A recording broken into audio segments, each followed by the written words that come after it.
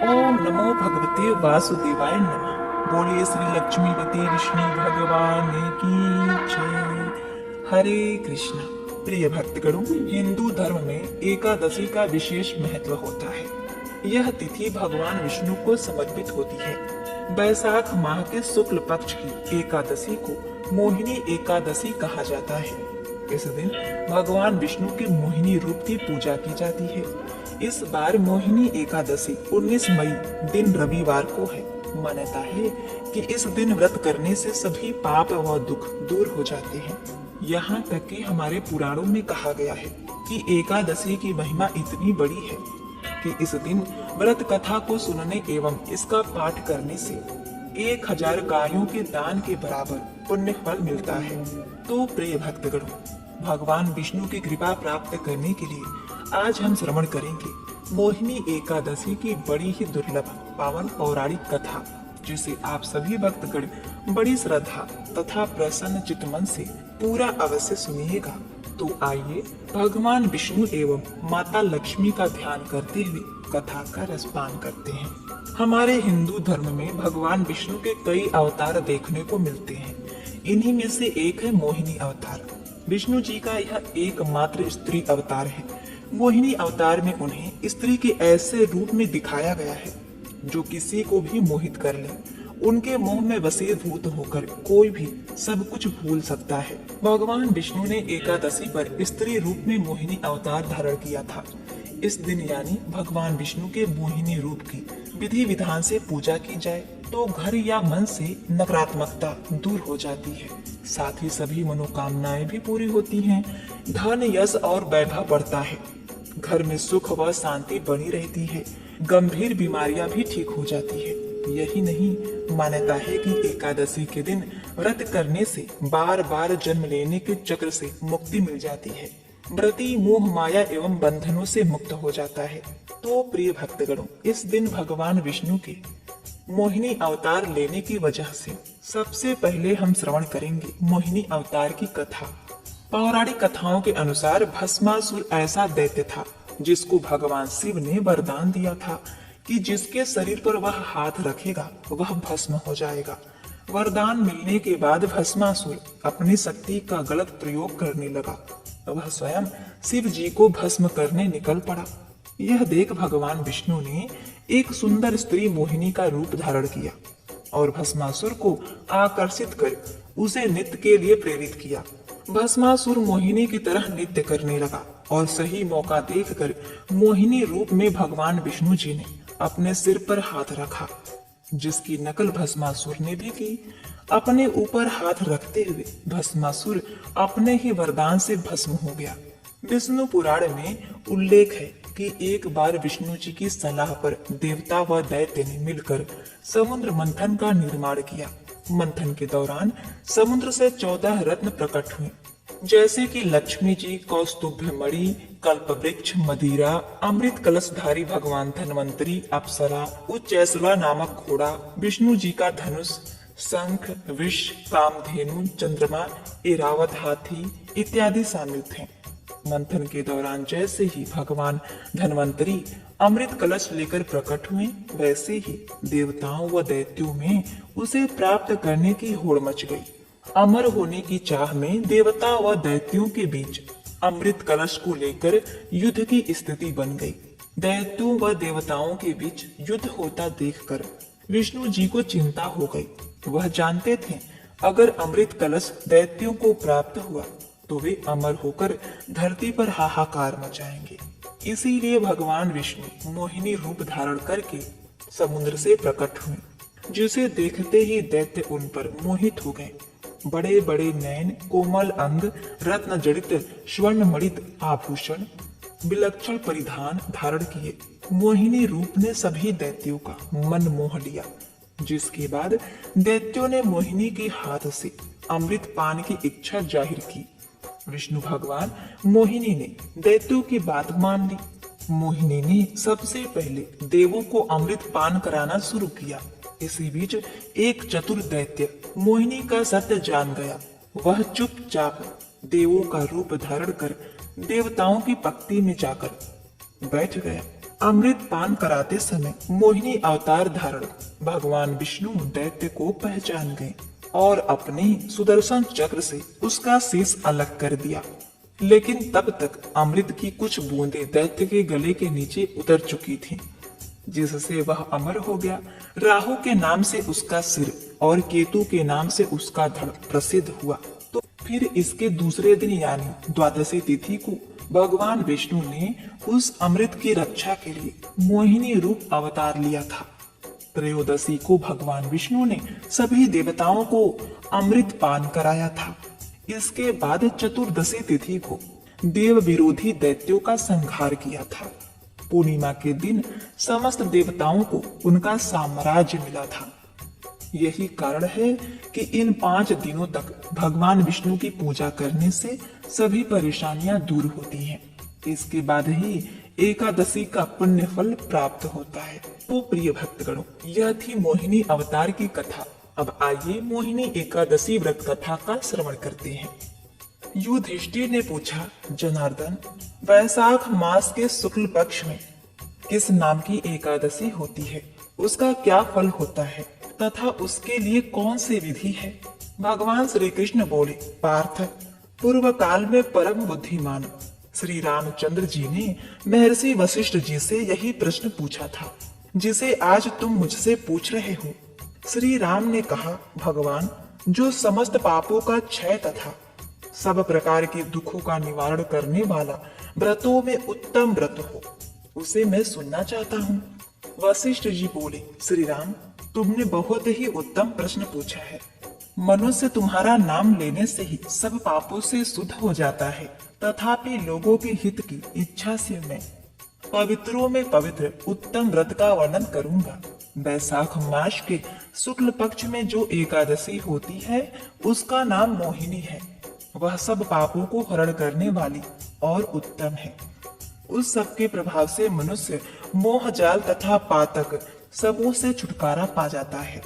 मैं इस मोहिनी एकादशी का कथा कहता हूँ, सो इसे तुम ध्यान पूर्वक सुनो। सरस्वती नदी के रमणीय तट पर भद्रावती नाम की सुंदर नगरी है। वहाँ धृतिमान नामक राजा, जो चंद्रवंश में उत्पन्न और सत्य प्रिय थे, वही राज करते थे। उसी नगर में एक वैश्य रहता था, जो धन धान से परिपूर्ण और समृद्धशाली था। उसका नाम था धनपाल। वह सदा पुण्य कर्म में ही लगा रहता था। दूसरों के लिए धर्मशाला, कुआं, मठ, बागीचा, पोखर और घर बनवाया करता था। भगवान श्री विष्णु की भक्ति में उसका हार्दिक अनुराग था। वह सदा शांत रहता था। उसके 5 पुत्र थे। पहले पुत्र का नाम था सुमना, दूसरे पुत्र का नाम था धृतिमान, और तीसरे पुत्र का नाम था मेधावी, और चौथे पुत्र का नाम था सुकृत, तथा 5वें पुत्र का नाम था धृष्ट बुद्धि। धृष्ट बुद्धि 5वां था। वह सदा बड़े बड़े पापों में ही संलग्न रहता था। जुआ आदि कर्मों में उसकी बड़ी आसक्ति थी। वह वेश्याओं से मिलने के लिए लालायित रहता था। उसकी बुद्धि न तो देवताओं के पूजने में लगती थी और न ही पितरों तथा ब्राह्मणों के सत्कार में। वह दुष्ट आत्मा अन्याय के मार्ग पर चलकर पिता का धन बर्बाद किया करता था। एक दिन वह वेश्या के गले में बाह डाले चौराहे पर घूमता देखा गया।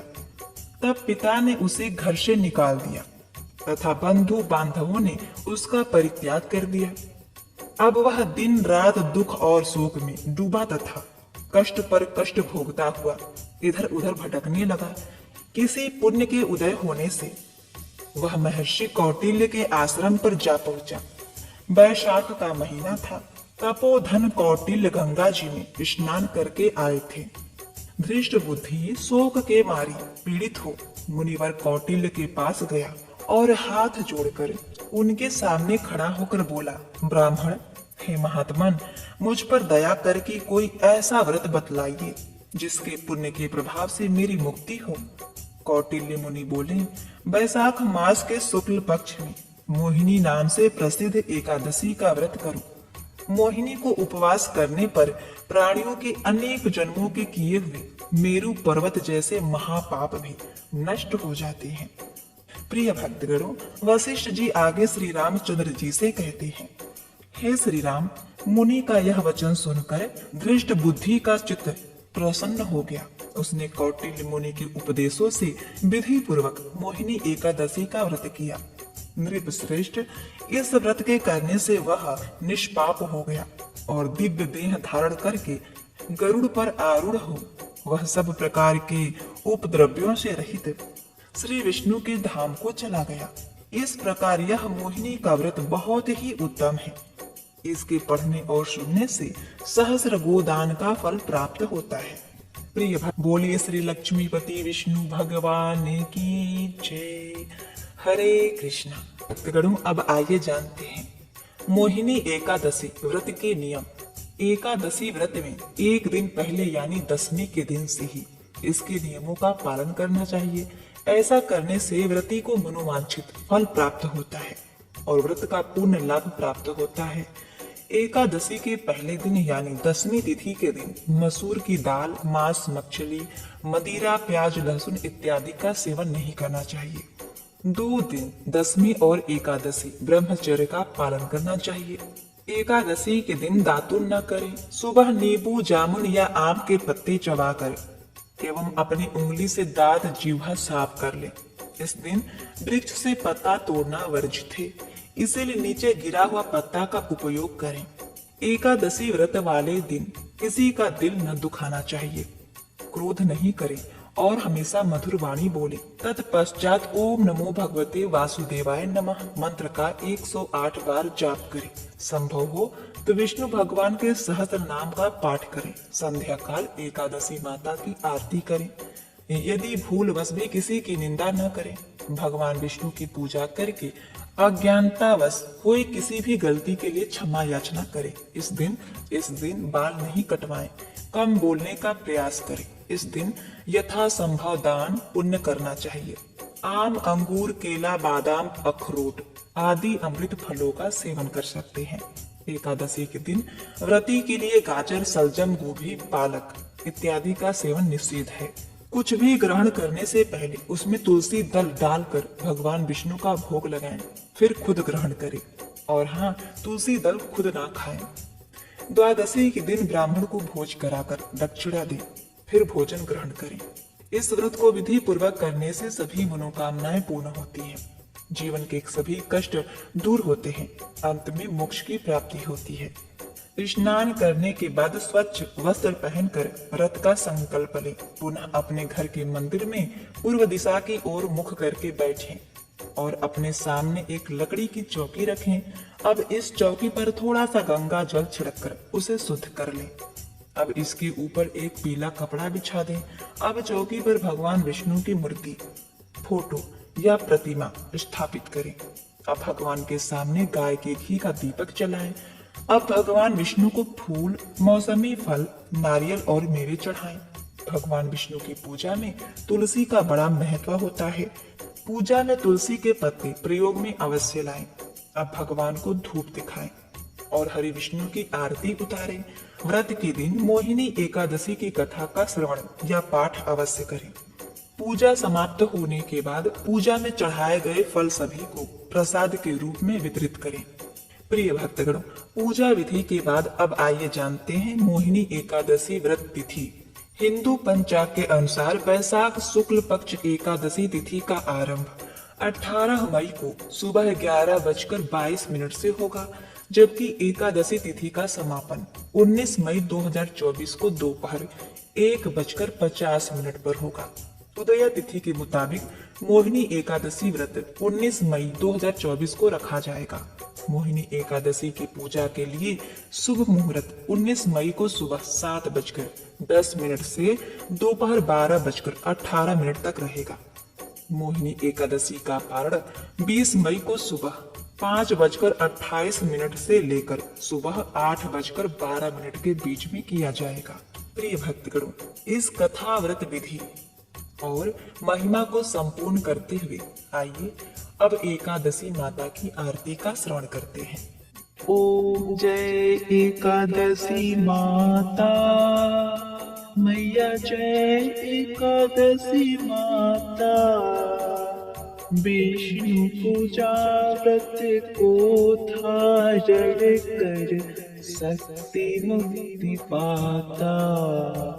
ओम जय एकादशी माता। तेरे नाम की नाम तेरी भक्ति प्रदान करनी। गुण गौरव की देवी माता शास्त्रों में वर्णिनी। ओम जय एकादशी माता। जय एकादशी माता। मैया जय एकादशी माता। मार्गशीर्ष के कृष्ण पक्ष में उत्पन्ना होती। शुक्ल पक्ष में मोक्षदायिनी पापों को धोती। ओम जय एकादशी माता। मैया जय एकादशी माता। ओम जय एकादशी माता। पौष मास के कृष्ण पक्ष को सफला नाम कहे। शुक्ल पक्ष में होए पुत्रदा आनंद अधिक रहे। ओम जय एकादशी माता। जय एकादशी माता। मैया जय एकादशी माता।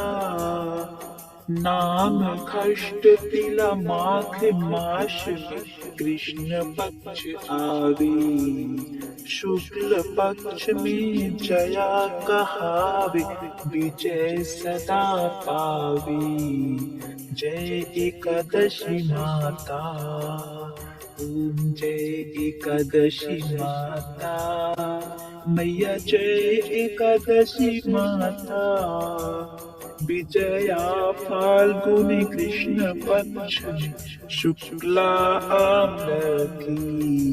पाप मोचनी कृष्ण पक्ष में चैत्र मास बल्कि। ओम जय एकादशी माता।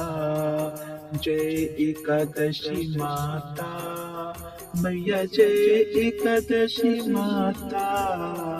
चैत्र शुक्ल में नाम कामदा धन देने वाली।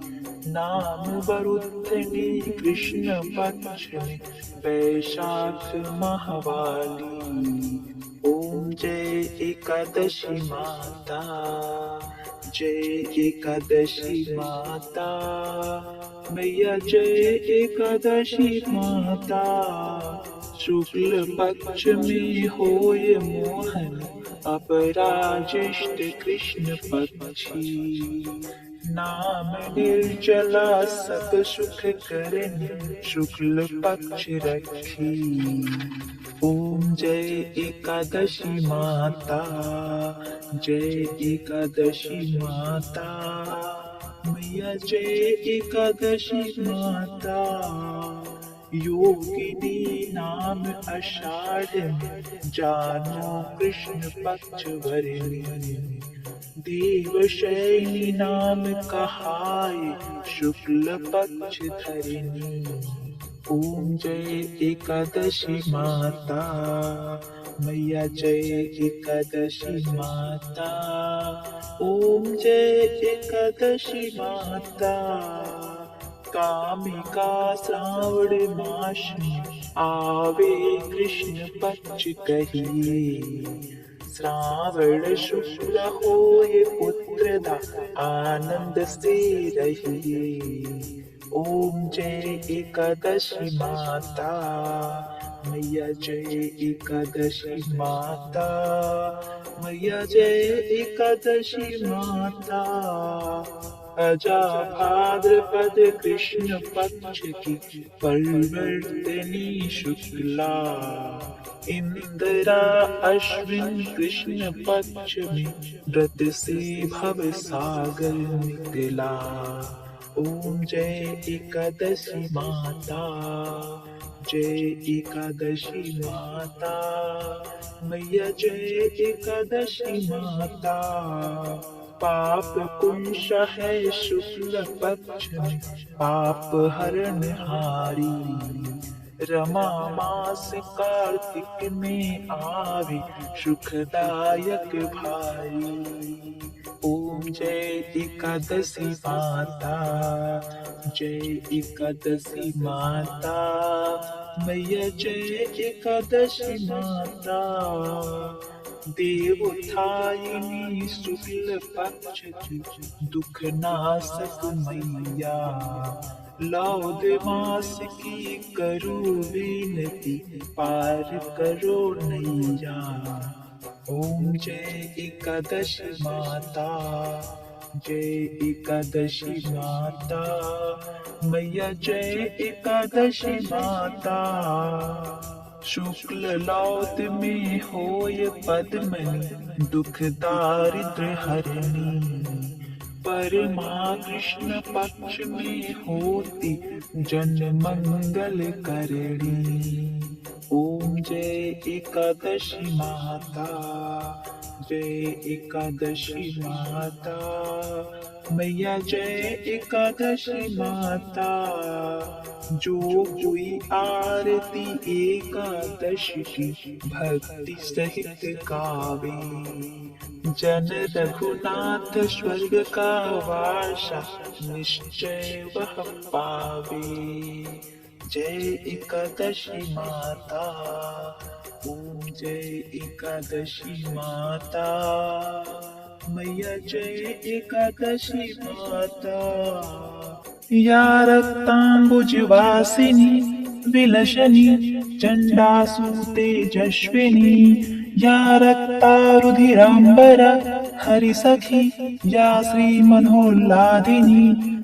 या रन्ताकर मंथना प्रघंटिता, विष्णु स्वया गेहिनी। सा मा पातु मनोरमा, भगवती लक्ष्मीश्च पद्मावती। एक बार प्रेम से बोली जय श्री कृष्ण।